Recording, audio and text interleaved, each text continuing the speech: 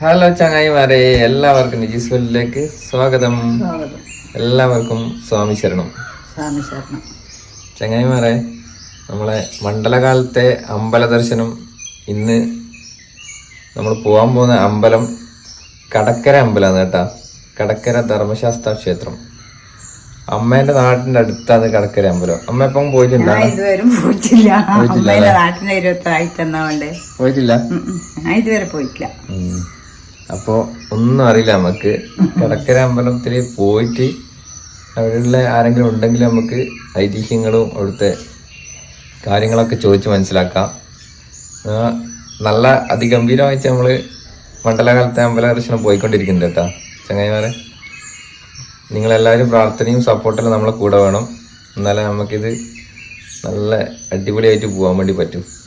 അപ്പൊ നമുക്ക് നേരെ അങ്ങോട്ടേക്ക് പോകാം അല്ലേ?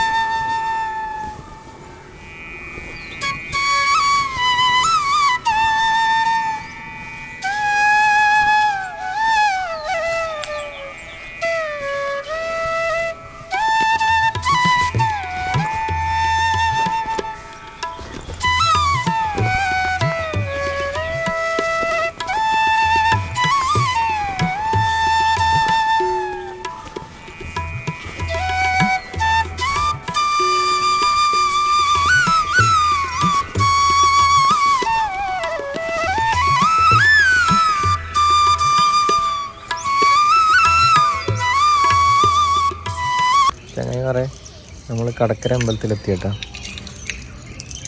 എന്താ അലിയനും ഉണ്ട് കേട്ടോ ഇന്ന്.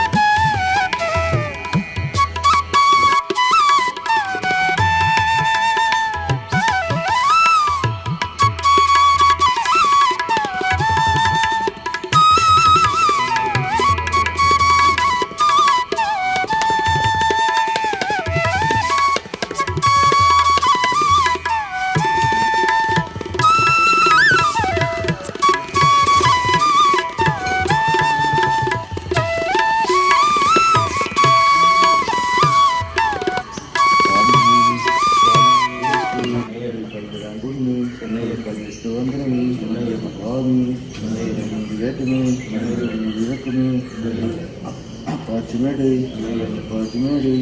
പെരുമ്പുത്തിയാറ് സ്വാമി ഗുരുവായൂരപ്പന് കോട്ടാൻകയമ്മ് കൊടുങ്ങല്ലൂരമ്മ് തൃപ്രയാരപ്പന് കടക്കര ധർമ്മശാസ്ത്രാവ് കാപ്പാടുങ്കാവപ്പന് സ്വാമി ഗുരുവായൂരപ്പന് ശ്രീമുത്തപ്പന് സ്വാമി സ്വാമി സ്വാമി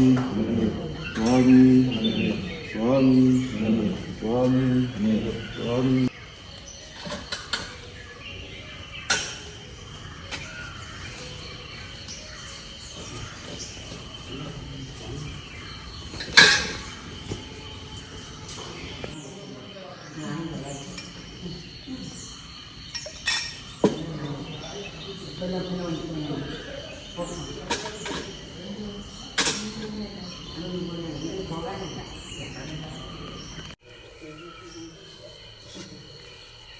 നിങ്ങളെല്ലാം വീഡിയോയിൽ തന്നെയാ?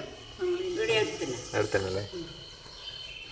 എല്ലാവരും കന്യാസ്വാമി ആറാന്നോ അല്ലെങ്കിൽ മൂന്നാമത് രണ്ടാമത് അതെയാ? ആരാ? അതെയാ?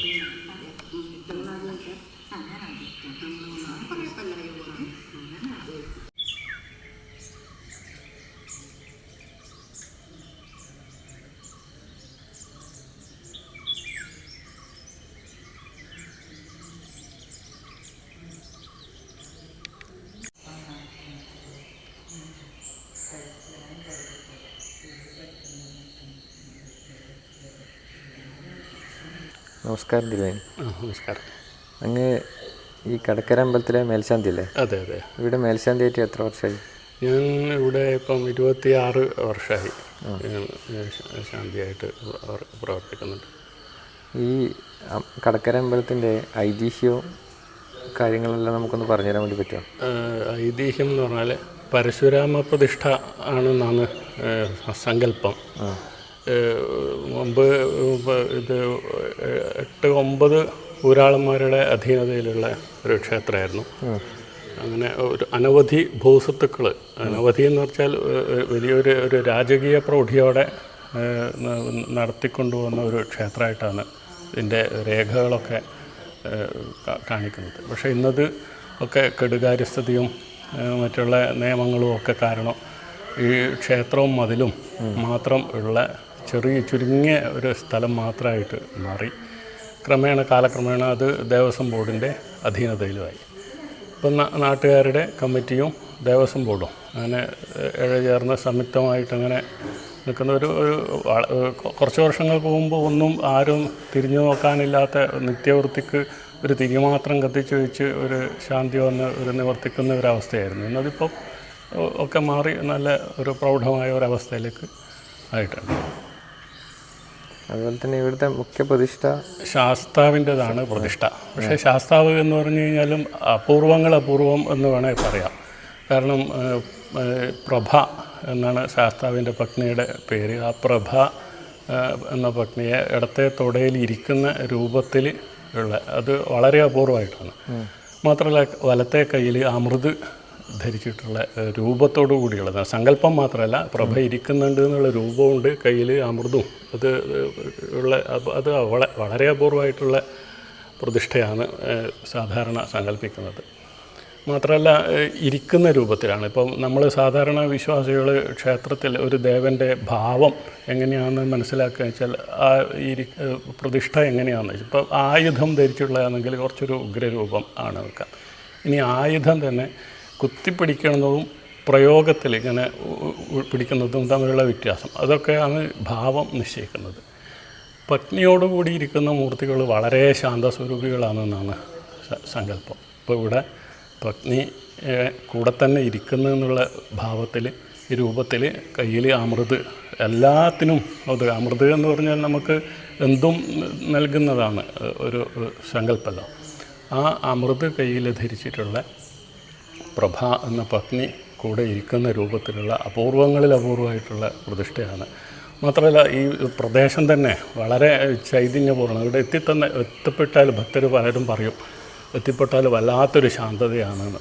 കാരണം അത്രയും മനോഹരമായ ഒരു കുന്നിൻ്റെ മുകളിൽ വളരെ പ്രശാന്തമായ ഒരു അന്തരീക്ഷത്തിൽ, നല്ലൊരു അന്തരീക്ഷത്തിലുള്ള ഒരു ക്ഷേത്രമാണ്. ഒരു ക്ഷേത്രത്തിന് അനുയോജ്യമായ ഒരു പ്രദേശം ആണ് സ്ഥിതി ചെയ്യുന്നത്. വളരെ കാലപ്പഴക്കമുള്ളതാണ്. അങ്ങനെ പഴക്കം നമ്മൾ പ്രശ്നവശാൽ ചിന്തിച്ച് മനസ്സിലാക്കി എന്നല്ലാണ്ട് വേറെ അതിന് ആധികാരികമായ രേഖകളൊന്നും ലഭ്യമല്ല. അതുപോലെ തന്നെ ഈ അമ്പലത്തിലെ പ്രധാനപ്പെട്ട പൂജകൾ ഒന്ന് പറഞ്ഞു തരാൻ പറ്റും? പൂജകൾ 3 നേരത്തെ പൂജയായിട്ടാണ് ഇപ്പം നിശ്ചയിച്ചിട്ടുള്ളത്. രാവിലെ ഉഷപൂജ, ഈ വിശേഷാവസരങ്ങളിൽ അല്ലെങ്കിൽ ഭക്തർക്ക് ശനിപൂജ, ശനിദോഷങ്ങൾ തീരാൻ വേണ്ടിയിട്ട് ശനിപൂജ ചെയ്യുന്നത്, അത് ഈ ഉഷപൂജയോടനുബന്ധിച്ചാണ് സാധാരണ ഇവിടെ ചെയ്തു വരുന്നത്. പിന്നീട് സാധാരണയുള്ള സമ്പ്രദായത്തിലുള്ള ഉച്ചപൂജയും വൈകുന്നേരം ദീപാരാധനയും അത്താഴപൂജയും 7:30 മണിക്കാണ് ഇപ്പം സാധാരണ രാത്രിയിൽ നടയടക്കുന്നത്. മണ്ഡലകാലങ്ങൾ പോലുള്ള വിശേഷാവസരങ്ങളിൽ സമയത്തിൽ മാറ്റം ഉണ്ടാവുകയും ചെയ്യും. പിന്നെ അതുപോലെ ശാസ്താവിന് വിശേഷമായിട്ടുള്ള നീരാജനം അതും ഇവിടെ ഉണ്ട്. എള്ളുതിരി പോലുള്ള സാധാരണ ശാസ്താവിന് വിശേഷമായിട്ടുള്ള വഴിപാടുകളൊക്കെ ഇവിടെ ഉണ്ട്.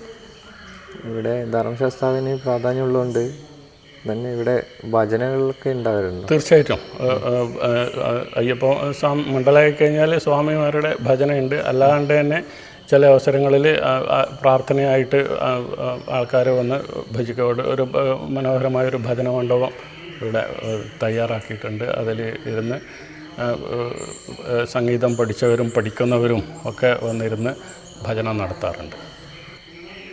അപ്പോൾ അങ്ങ് ഇത്രയും തിരക്ക് പിടിച്ച സമയത്ത് നമുക്ക് വേണ്ടി ഇത്രയും പറഞ്ഞു തന്നതിൽ ഒരുപാട് സന്തോഷം, വളരെയധികം സന്തോഷം. നമ്മളിപ്പോൾ ഒരു 6-7 അമ്പലങ്ങളോളം പോയി. ആരും ഇതുപോലെ പറഞ്ഞു തരാൻ എന്തോ ഒരു തിരക്ക് കൊണ്ടോ അവരെ ബുദ്ധിമുട്ടുകൊണ്ടോ താല്പര്യം പഠിപ്പിച്ചിട്ട്. അമ്പലങ്ങളിൽ ഒന്ന് ചെറുകിട ക്ഷേത്രങ്ങളിലത്തെ ഒരു പ്രത്യേകത വെച്ചാൽ ഒരു ശാന്തിക്കാരൻ മാത്രമായിട്ടാവും ഉണ്ടാവുക. എല്ലാവരുടെയും ഓടിയെത്തണം. തടപ്പള്ളിയിലായാലും ശ്രീലകത്തായാലും വരുന്ന ഭക്തജനങ്ങളെയും എല്ലാം ഒരേ സമയത്ത് മാനേജ് ചെയ്യണം. അപ്പോൾ കുറച്ച് തിരക്കും കൂടി ഉണ്ടാകുമ്പോൾ എല്ലാവരുടെയും ഇങ്ങനെ അങ്ങോട്ടും ഇങ്ങോട്ടും ഓടി എത്തേണ്ട താമസം കൊണ്ടാവും. അതുകൊണ്ടാവും. എന്തായാലും ഒരുപാട് സന്തോഷം. ഇങ്ങനെ ഒരു അവസരം എനിക്കും കിട്ടി. കാരണം ഞാനും അങ്ങനെ പറഞ്ഞ പോലെ ഒതുങ്ങിക്കഴിയുന്ന കൂട്ടത്തിലാണ്. എന്തായാലും സന്തോഷം. ഈ ധർമ്മശാസ്താവിനും ഇടയിൽ നിന്ന് വരാനും അങ്ങനെ കാണാനുള്ള സാധിച്ചത് തീർച്ചയായിട്ടും. കാരണം ഇവിടുത്തെ പ്രാർത്ഥന നടത്തിയിട്ട് ഒരുപാട് ആൾക്കാർ അനുഭവം വന്ന് പറയാറുണ്ട്.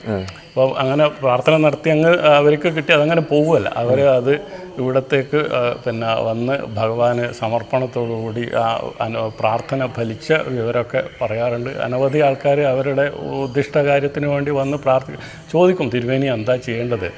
അതൊരു ഈശ്വരാനുഗ്രഹമാണ്. എന്താണ് പറയേണ്ടത് എന്ന് നമുക്ക് തോന്നുക എന്നുള്ളത്, അത് മനസ്സിൽ തോന്നണം. അത് ഫലവത്താവുകയും വേണം. വെറുതെ അങ്ങനെ പറയുകയല്ലല്ലോ. അപ്പോൾ നമ്മൾ ഭഗവാനെ ഉള്ളറിഞ്ഞ് ഉപാസിക്കുക എന്നുള്ളതാണ് അതിൽ പ്രധാനം. അത് വരുന്ന ഭക്തനും പൂജ ചെയ്യുന്ന ഞാനും അർച്ചിതസ്യ പ്രഭാവേന ശിലാഭവതി ശങ്കര എന്നാണ്. ഒരു ഭഗവാന്റെ പ്രഭാവം ഉണ്ടാവുന്നത് പൂജിക്കുന്നയാളുടെ കഴിവും കൂടിയാണ്, ഭക്തജനങ്ങളുടെ സാമീപ്യം. ഇതൊക്കെ കൂടി ചേരുമ്പോഴാണ് ഒരു ദേവന് ചൈതന്യം പൂർത്തിയാവുന്നത്. അത് ഇവിടെ എന്തായാലും ഭംഗിയായിട്ട് നിർവഹിക്കുന്നുണ്ട്, നടക്കുന്നുണ്ട് എന്ന് തന്നെയാണ് എൻ്റെ വിശ്വാസം. കാരണം 26 വർഷമായിട്ട് ഞാൻ വരുന്ന കാലത്ത് ഒരു മനുഷ്യജീവി ഇങ്ങോട്ട് വരാത്ത ഒരു സ്ഥലമായിരുന്നു. എന്നോട് കുടുംബത്തിലുള്ളവരും സുഹൃത്തുക്കളും ഒക്കെ ചോദിക്കാറുണ്ട് എന്തിനു വേണ്ടിയാണ്. കാരണം നമ്മൾ ഇന്നിപ്പം ജീവനോപാധി കൂടിയാണല്ലോ ശാന്തിമൂർത്തി എന്ന് പറയുന്നത്. അപ്പോൾ വരുമാനമൊന്നും ഇല്ലാത്ത അമ്പലത്തിൽ എന്തിനാണ് ഇങ്ങനെ പിടിച്ചു നിൽക്കുന്നത്? പക്ഷെ എന്തോ ഒരു ചൈതന്യം അത് ഇവിടെ ഇന്ന് അത് എനിക്കും അത് ഒരു അനുഗ്രഹമായിട്ട് മാറിയിട്ടുണ്ട്. എൻ്റെ അനുഭവം ഒരുപാടുണ്ട്. എനിക്കും അങ്ങനെയുള്ള അനുഭവങ്ങൾ ഭഗവാനെ സേവിച്ചതിലൂടെയാണ് കിട്ടുന്നത്. ഉറച്ചു വിശ്വസിക്കുന്ന ഒരാളാണ്. വിശ്വസിച്ച് സേവിച്ചുകൊണ്ടുള്ള ഒരു തീർച്ചയായിട്ടും ഭഗവാന്റെ അനുഗ്രഹം നന്നായിട്ട് അനുഭവിച്ച ആളാണ്. അത് ഞാൻ തന്നെ സ്വയം എൻ്റെ അനുഭവങ്ങൾ 2-3 ഉണ്ട്. അതൊന്നും ഇപ്പോൾ പറഞ്ഞാൽ ബുദ്ധിമുട്ടാവും. മറ്റുള്ള ഭക്തജനങ്ങളും വന്ന് പറയാറുണ്ട് അവരെ അനുഭവങ്ങൾ, നന്നായിട്ടുള്ള അനുഭവം ഉള്ളത് വന്ന് പറയാറുണ്ട്.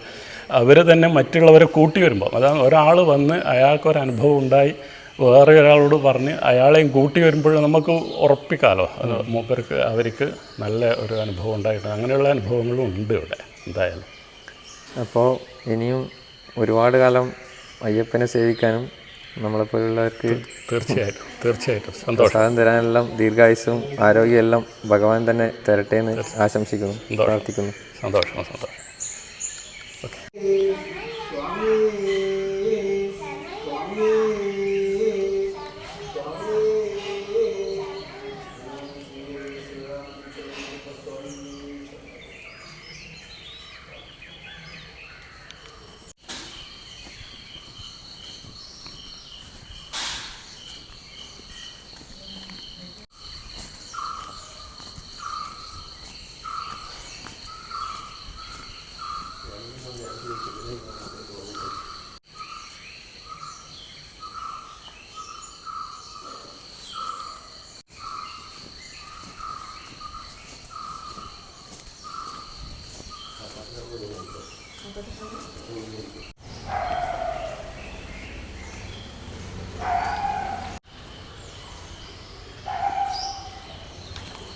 സ്വാമി ശരണം. സ്വാമി ശരണം വിളിക്കുന്ന കേട്ടല്ലോ. സ്വാമി എത്ര കൊല്ലമായി മലക്ക് പോകുന്നു? രണ്ടാമത്തെയാ? അപ്പോൾ ഈ ശരണം വിളിക്കുന്നതെല്ലാം ആരാ പഠിപ്പിച്ചു തന്നത്? അച്ഛനാ? അച്ഛൻ ഗുരുസ്വാമിയാ? അതെയാ? പുറത്തുനിന്ന് ശരണം വിളിക്കുന്നത് കേട്ട് നല്ല രസമായിട്ട് ശരണം വിളിക്കുന്നുണ്ട്. പേരെന്തായിരുന്നു? പേര് ചോദിക്കാൻ പറഞ്ഞു. ആൻവിയാന്നാ? ഏത് സ്കൂളിലാണ് പഠിക്കുന്നത്? ആ, എത്രാം ക്ലാസ്സിലാ? 3-ലാ?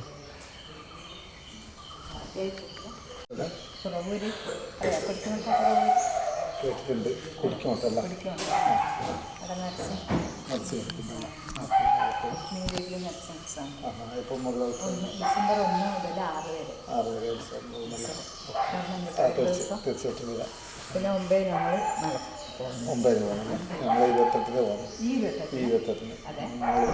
പിന്നെ പോയി വന്നിട്ടാകുമ്പോൾ ഉത്സവത്തിന്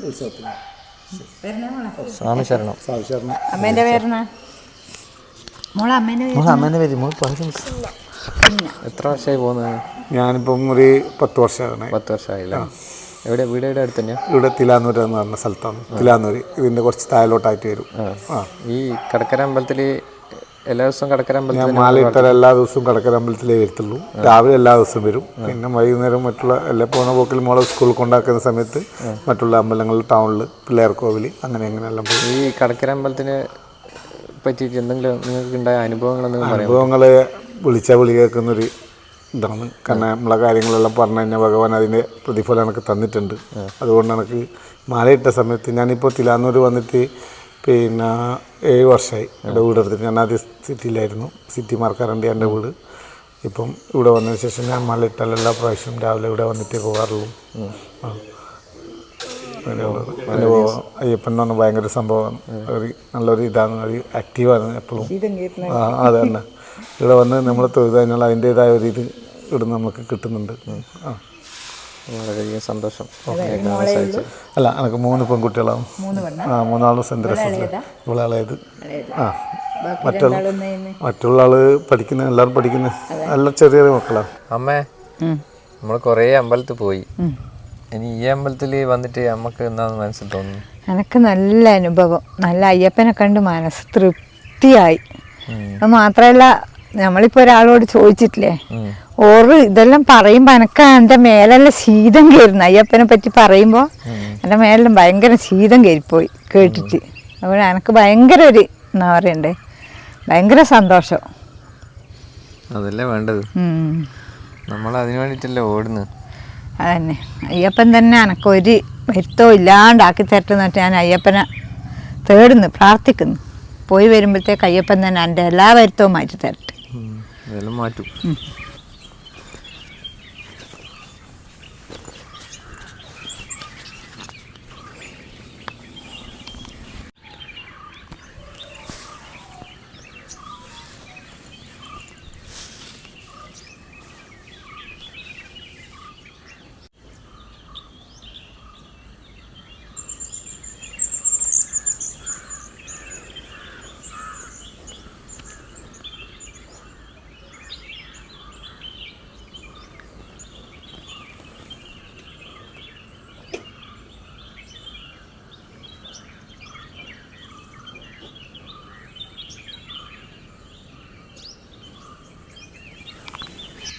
അപ്പോൾ ചങ്ങായിമാരെ, നമ്മൾ കടക്കര അമ്പലത്തിലെല്ലാം പോയി വീട്ടിലെത്തി കേട്ടോ.